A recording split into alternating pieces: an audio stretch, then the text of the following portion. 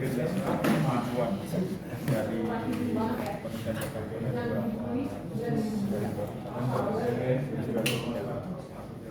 Ya, jadi report ini kita luncurkan.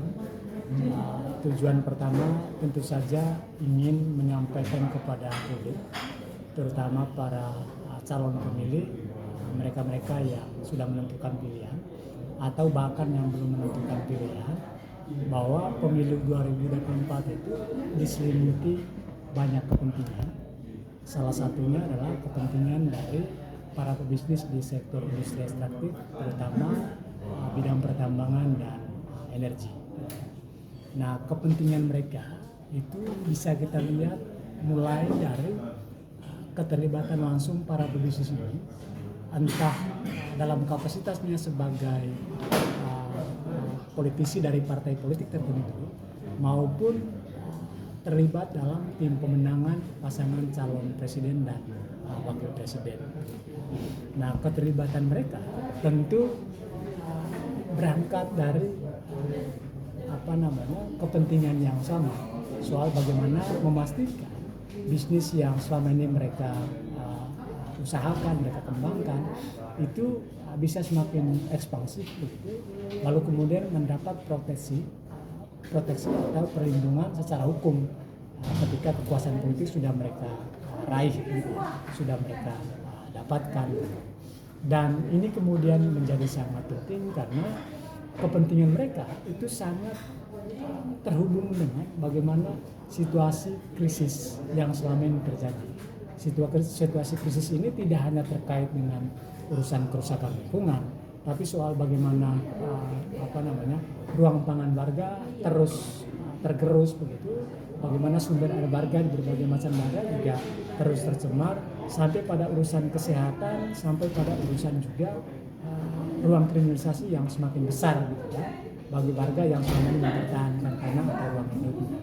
Jadi apa-apa yang terjadi di para kontestan ini soal kepentingan mereka itu sangat terkait dengan bagaimana situasi krisis lingkungan, krisis agraria, krisis air yang terjadi selama ini. Dan saya kira ini kemudian masuk ke poin kedua adalah pentingnya kita memahami rekam jejak para paslon capres-cawapres ini. Nah, rekam jejak mereka tidak hanya sesuatu yang sifatnya bombastis begitu, tapi rekam jejak soal bagaimana urusan mereka dalam kaitan dengan krisis yang terjadi tadi. Karena kalau tidak, ya kita sama halnya dengan memilih kucing dalam karung. Ya.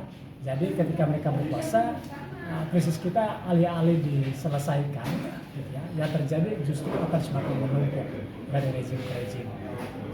Oke, tadi Bang Mani sempat menyinggung masalah data, cek data dan sebagainya. Itu kalau boleh tahu data yang diterima ya, yang dicari oleh itu dari mana? Data-data. Ya, data-data yang kami sajikan di laporan ini sumbernya tentu saja dari sumber-sumber resmi.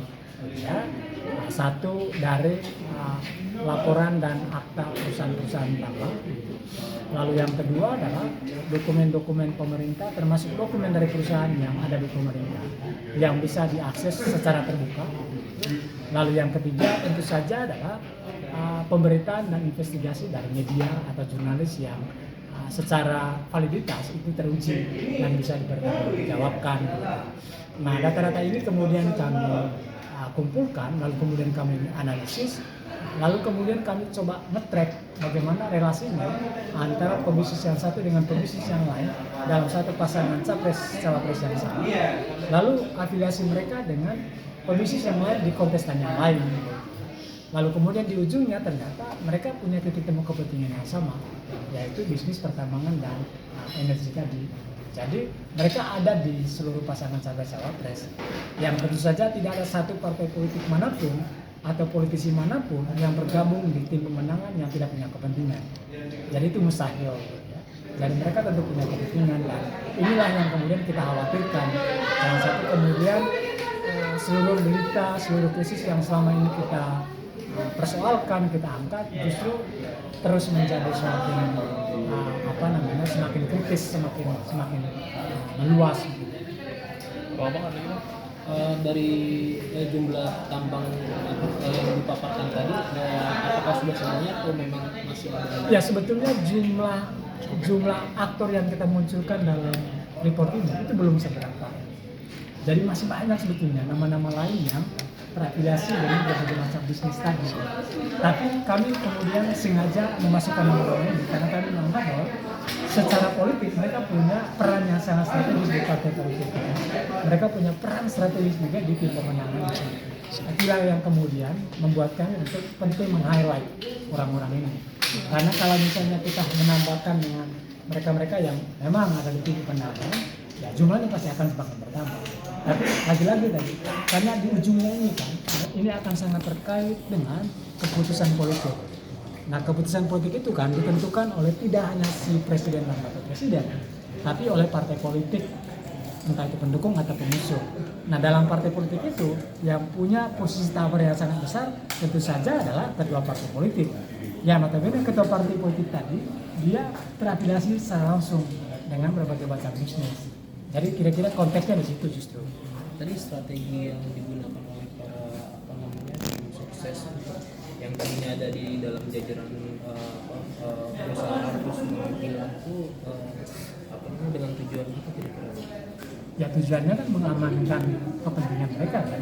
Makanya kemudian mereka tidak hanya berkumpul di kontestan yang sama, tapi kemudian mencoba menyebar itu untuk memastikan bahwa siapapun yang akan terpilih, kepentingan kita tetap akan terjaga, kepentingan kita tetap akan menang begitu. Nah, pola itu kan bukan pola baru, itu pola lama yang memang dimainkan oleh para pebisnis karena pebisnis itu dia tidak pernah main tunggal, dia selalu main ganda gitu ya.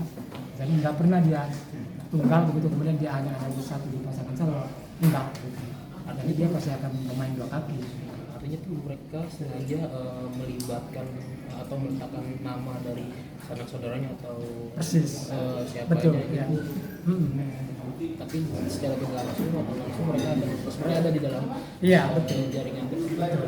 Pun kalau misalnya hari ini mereka rivalitasnya tinggi ya, antar individu atau antar partai politik. Tapi kan kalau kita berkaca pada 2019 situasinya kan kemudian sama bahwa mereka yang sebetulnya beroposisi tapi justru menjadi bagian dari kekuasaan. Ketika misalnya bagaimana rivalitas antara Jokowi dan Prabowo 2019 kan, tapi kemudian ternyata Prabowo masuk ke kabinet yang dibentuk oleh Jokowi kan. Apa yang kemudian mempertemukan mereka? Ya kepentingan, bukan yang lain. Karena kepentingan kekuasaan untuk kemudian apa-apa yang menjadi lini bisnis mereka itu bisa semakin ekspansif. Jadi sebetulnya udah kebaca semua sejak 2019.